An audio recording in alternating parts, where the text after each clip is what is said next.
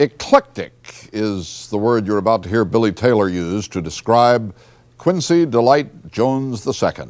Eclectic means choosing from a number of sources, systems, ideas, ways of doing things. Just the word for Quincy Jones.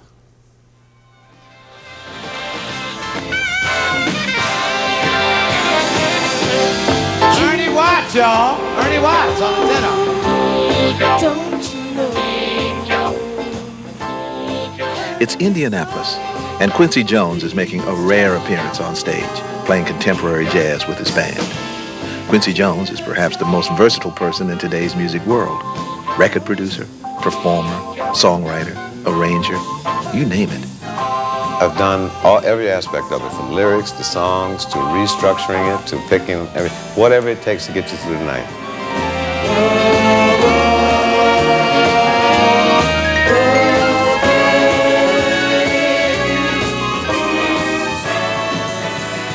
His tastes have always been eclectic. As a teenager, growing up in Seattle, he played with rhythm and blues bands during the early evening and jammed with jazz musicians until the wee hours of the morning.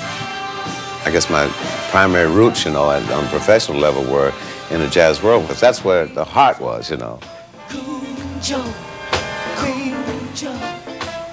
it was something about jazz that had that skydiving aspect to it, and it was challenge, always a challenge, and it can never depend on having anything to be predictable.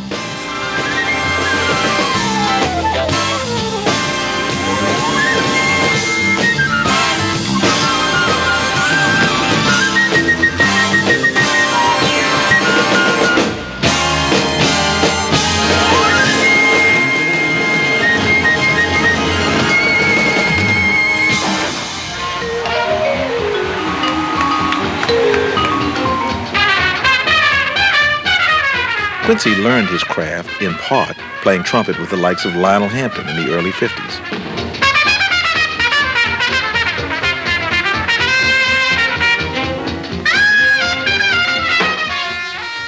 But even then, his real love was orchestration. And by the late 50s, with encouragement from Dizzy Gillespie, he gave up the trumpet for full-time composing and arranging. And the winner is Quincy Jones.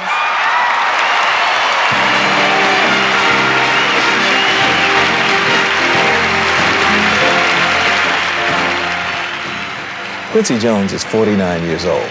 He's won 11 Grammy Awards, 5 this year. He's worked with such major and varied figures as Duke Ellington, Chaka Khan, Frank Sinatra, Michael Jackson, Dinah Washington, Ray Charles, Count Basie, and Lena Horne. His own album, The Dude, which he produced, arranged, co-wrote, and performed on, was one of the biggest hits of 1981. It went double platinum, selling more than 2 million copies. And here comes James. Sing your song. In your arms tonight, she reflects that she I feel very at home with making records because of it's like a big palette all the time. She wants to pay 100 ways. And I find that in just the creative process of, especially with making records, that once you say, okay, we're going to do it'll be this tempo and this key, and then after that, all of your embellishments and everything else, and that's when you start to really become creative on top of it.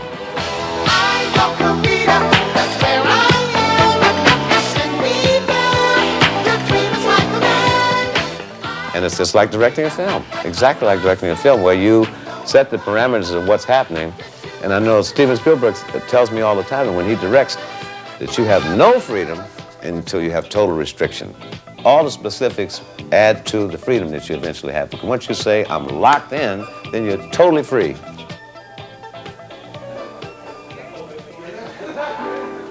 Few people are as well-liked in the recording industry. Recently, Quincy called a few friends, some of the biggest names in music, to help him record background vocals for a Donna Summer record.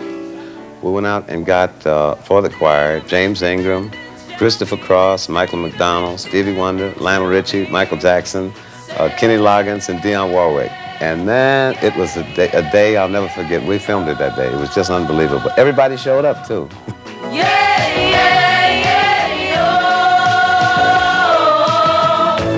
Be the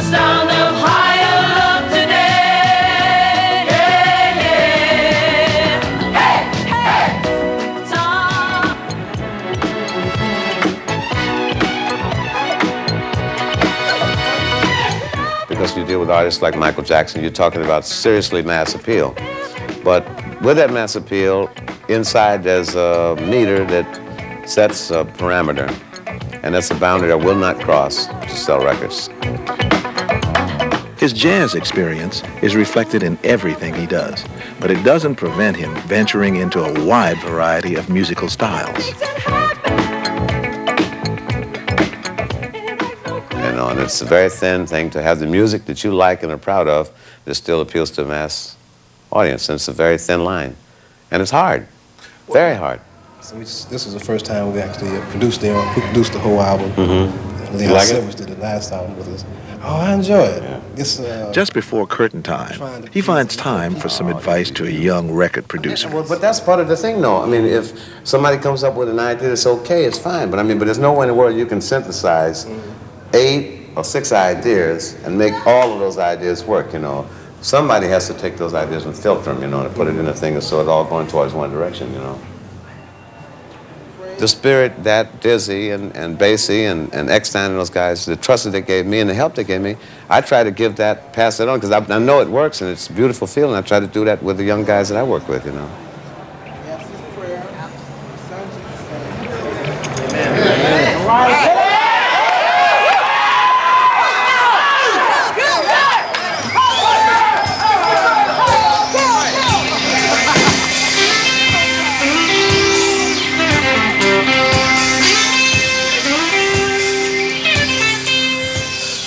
Quincy is enjoying touring again.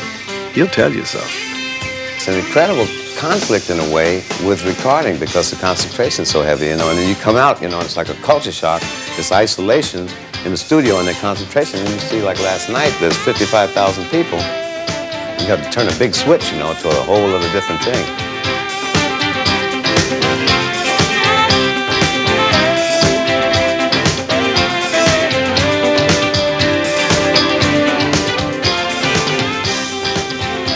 Most people will say, you know, well, if it's from a mass audience, then it's got to be bad, you know, and that's wrong. I don't believe that, you know. I think that the public is more and more sophisticated.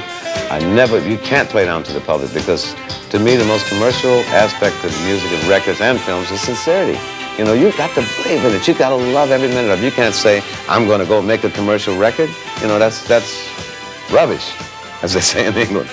It's just not true. You've got to believe in it with everything, you know. You've got to feel it, you know. You have to have integrity about every inch of it, you know. It won't work. It won't communicate, you know.